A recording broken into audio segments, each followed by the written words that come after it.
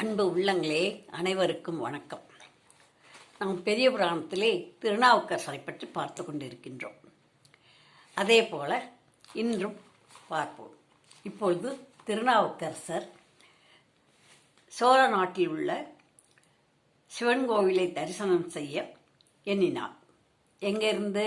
ஞானசம்பந்தருடைய மடத்தில் இருந்து அவர் ஞானசம்பந்தர்கிட்ட சொல்லிட்டு, நான் சோழ நாட்டில் உள்ள சிவத்தலங்களை தரிசிக்கப் போகிறேன், போய் வருகிறேன் என்று விடை பெற்று கொண்டு போகிறார். அடியார்களுடன் கிளம்பி போகிறார். அவர் கால்நடையாகவே செல்கிறார். அப்படி போகும்போது நிறைய சிவத்தலங்களை பார்க்கிறார். அப்படி பார்க்குறாருன்னு சொன்னாக்க 200க்கு மேலே சிவத்தலங்கள் இருக்கின்றனாங்க. அதில் போய் அந்த பேரெல்லாம் சொல்லணும்னு சொன்னால் வீடியோ பெருசாக போய்கிட்டே இருக்கும். அதனால் முக்கியமான ஊருக்கு மட்டும் நான் சொல்கிறேன். அப்படி போய்கிட்டு இருக்கையில் நிறைய ஊர் பார்த்துட்டு சக்தி முத்தம்ங்கிற ஊருக்கு போகிறார். அது சக்தி முத்தம்னு சொன்னால் அந்த உமையானவள் சிவனை நோக்கி தவம் இருந்து அவள் அங்கே பூஜித்த இடம். அதனால் அது சக்தி முத்தம் என்று பெயர் பெற்றது.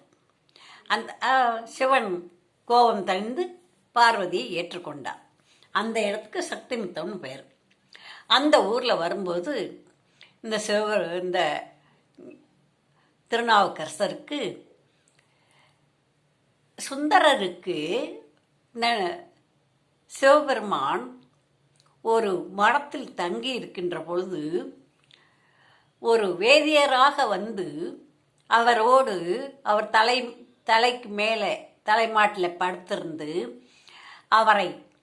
அவரின் தலையிலே தன் கால்களை வைத்து வைத்து வைத்து அவருக்கு திருவடி தீட்சை கொடுத்தார். நமக்கு எப்பொழுது கொடுப்பார்? நாம் திருவடி தீட்சை பெற வேண்டுமே என்று எண்ணினார். எண்ணி அந்த சக்தி முற்றத்திலே இருந்து அந்த ஊரிலே இருக்கிற சிவபெருமானை வணங்கினார். எனக்கு திருவடி தீட்சை வேண்டும் என்று கெஞ்சி கெதறி அழுதார், புரண்டார். எனக்கு இனி காலம் எவ்வளவு இருக்கிறது என்று தெரியவில்லை, நீ அழைக்கும்போது நான் வர வேண்டும், அதனால் எனக்கு திருவடி தீட்சை வேண்டும் வேண்டும் வேண்டும் என்று கெஞ்சி அழுதார். அப்படி அழுத உடனே தினமும் வணங்கினார் அந்த இறைவனை. அப்படி வணங்கும் பொழுது அங்கே ஒரு அசரீரி கேட்டது. என்னவென்று?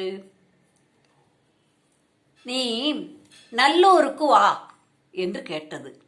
ஆஹா, நம்மை சிவபெருமான் நல்லூருக்கு வா என்று அழைக்கிறார் என்று சொல்லி சரி என்று அங்கு தொண்டுகளை எல்லாம் முடித்துவிட்டு, சிவ தொண்டுகளை எல்லாம் முடித்துவிட்டு, அந்த கோயில்களை சுத்தம் பண்ணுறது, அங்கே இருக்க ஆட்கள்லாம் கழுவி விடுறது, இந்த மாதிரி வேலையெல்லாம் முடிச்சுட்டு அப்படியே அடியார்களை அழைத்து கொண்டு நம்ம நல்லூருக்கு போவோம் அப்படின்னு சொல்லி நல்லூருக்கு வராங்க. நல்லூருக்கு வந்தால் அங்கே ஒரு மடத்தில் தங்கி இருந்து கோயில்கள்லாம் இந்த சிவத்தொண்டு புரிந்து வேண்டிய கோயில்களில் வேண்டிய வேலையெல்லாம் செய்து கொண்டு அழுகிறார், புரளுகிறார், கெஞ்சுகிறார், விழுந்து எழுந்து பாடி பரவி, சிவபெருமானே, எனக்கு உன் திருவடி தீட்சை வேண்டும், அந்த தூக்கிய திருவடியை என் தலையின் மேல் வைத்து எனக்கு திருவடி தீட்சை கொடு கொடு என்று கேட்கின்றார், கெஞ்சுகின்றார். அப்படி கெஞ்சும் பொழுது ஒரு நாள் இரவு அவர் கனவிலே வந்து திருவடி தீட்சை கிடைக்கின்றது. அந்த திருவடி தீட்சை கிடைத்தவுடன் அவர் வணங்கும் பொழுது, ஒரு நாள் வணங்கும் பொழுது, பகலில் வணங்கும் பொழுதே அவர் தலையின் மேல் வந்து சிவபெருமான் காட்சி தரவில்லை. அவர்தான் சிதம்பரத்தில் காட்சி தந்தாரே, ஆடிக்கொண்டே என்று வந்தாய் என்று கேட்டாரே, நல்ல காட்சி கொடுத்தார் இல்லையா? அப்பொழுது தில்லையிலே நடனமாடும் காட்சியை பார்த்தார். ஆனால் இப்பொழுது திருநல்லூரிலே அவர் திருவடி வந்து இவர் குனிந்து வணங்கும் பொழுது கீழே விழுந்து வணங்கும் பொழுது அந்த திருவடியானது தலையில் பட்டு இவருக்கு உடனே தீட்சை கிடைத்தது. வெகு நேரம் தலையிலேயே வைத்திருந்தார் திருவடியை. இவருக்கு திருவிட தீட்சை கிடைத்தது.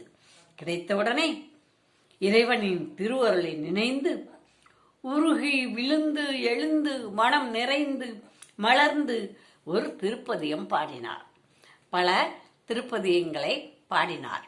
பாடிவிட்டு அவர் என்ன செய்தார், இனி இப்படியே சில நாட்கள் இங்கே தங்கி இருந்து இந்த சிவபெருமானுக்கு தொண்டு செய்வோம் என்று தொண்டு செய்கின்றார். அவ்வாறு தொண்டு செய்கின்ற பொழுது அவருக்கு இனி அடுத்த ஊரில் உள்ள திங்களூருக்கு செல்லுவோம் என்று எண்ணம் வந்தது. சரி என்று அவருடைய அடியார்களும் அவரும் திங்களூருக்கு நடந்து வந்து கொண்டிருக்கிறார்கள். அவ்வாறு வரும்பொழுது திருநாரையூர் வந்தார்கள். திருநாரையூரிலே வணங்கிவிட்டு இந்த அடுத்த நாள் இந்த திங்களூருக்கு வந்தார்கள். திங்களூருக்கு வரும்பொழுது வழியிலே ஒரு பூங்காவை பார்த்தார்கள், நந்தவனத்தை பார்த்தார்கள். அங்கே அனைவரும் உட்காருவோம் என்று உட்கார்ந்தார்கள். உட்காரும் பொழுது அந்த நந்தவனத்தின் பெயரை பார்த்தால் திருநாவுக்கரசர் நந்தவனம் என்று எழுதியிருந்தது. என்ன இது, நமக்குத்தான் இறைவன் திருநாவுக்கரசர் என்ற பட்டத்தை கொடுத்திருக்கிறார். ஆனால் இந்த நந்தவனம் நாம் வைக்கவில்லை.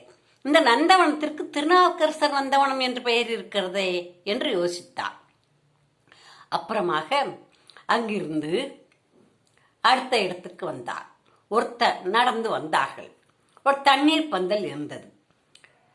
ஒரு அன்னம் கொடுக்கின்ற அன்னதான மடம் இருந்தது. அந்த அன்னதான மடத்துக்கும் சென்றார்கள். இந்த தண்ணீர் பந்தல் தூரம் இருக்கிறது, இந்த அன்னதான மடம் பக்கத்தில் இருக்கிறது. முதலில் அன்னதான மடத்துக்கு போவோம் என்று அன்னதான மடத்திற்கு வந்தார்கள். அங்கு உணவருந்த வரும்பொழுது பார்த்தால் அங்கு திருநாவுக்கரசர் அன்னதான மடம் என்று எழுதியிருந்தது. என்ன இது, இங்கும் அன்னதான மடத்திலே திருநாவுக்கரசர் அன்னதான மடம் என்று எழுதியிருக்கிறது என்று நினைத்து கொண்டார். அப்புறம் சாலை வெளியே வந்த பொழுது அங்கே இருக்கிற ஒரு குளத்திற்கு திருநாவுக்கரசர் குளம் என்று எழுதியிருந்தது. அங்கே இருக்கின்ற சாலைக்கு திருநாவுக்கரசர் சாலை என்று எழுதியிருந்தது. அடுத்து வந்து பார்த்தால் ஒரு தண்ணீர் பந்தல் இருந்தது. இவரால் ஆவலை அடக்க முடியவில்லை திருநாவுக்கரசரால். அடியார்களும் என்ன இது, எல்லாமே திருநாவுக்கரசர் திருநாவுக்கரசர் என்று பெயரிடப்பட்டிருக்கிறது என்று கேட்டார்கள். கேட்டுவிட்டு அப்படியே அங்கு உள்ள தண்ணீர் பந்தலில் அமர்ந்திருந்த சில பேர் அமர்ந்திருந்தார்கள். அவர்களை கேட்டார்கள். ஆமாம், இங்கே திங்களூரிலே அப்பூதியடிகள் என்று ஒருவர் இருக்கிறார். அவர் இந்த திருநாவுக்கரசர் என்று இந்த சூளை நோயால் பாதிக்கப்பட்டு சைவ சமயத்தில் சேர்ந்தாரே, அவரின் பெயரை வைத்திருக்கிறார். அவர் திருநாவுக்கரசரின் மானசீக மாணவன். அவரை குருவாக ஏற்றுக்கொண்டு இந்த வேலைகள் எல்லாம் செய்து கொண்டிருக்கிறார் என்று சொன்னார். அப்படியா, அப்படி என்று கேட்டுக்கொண்டே, சரி அவர் வீடு எங்க இருக்கிறது, இப்பொழுதுதான் அவர் வீட்டுக்கு போனார், அந்த இருக்கிறதே அதுதான் அவர் வீடு என்றார்கள். சரி என்று அந்த வீட்டுக்கு சென்றார்கள் இந்த திருநாவுக்கரசும் அடியார்களும். அங்கே என்ன நடந்தது என்று அடுத்த பதிவிலே பார்ப்போம். நன்றி, வணக்கம். இந்த பதிவுகளை பார்க்க வேண்டுமென்றால் மதுரை விசாலாட்சி ஆட்சி என்று பதிவிடுங்கள். சப்ஸ்கிரைப் பண்ணுங்கள், லைக் போடுங்கள். தொடர்ந்து இந்த புராண கதைகளை கேட்கலாம். நன்றி, வணக்கம்.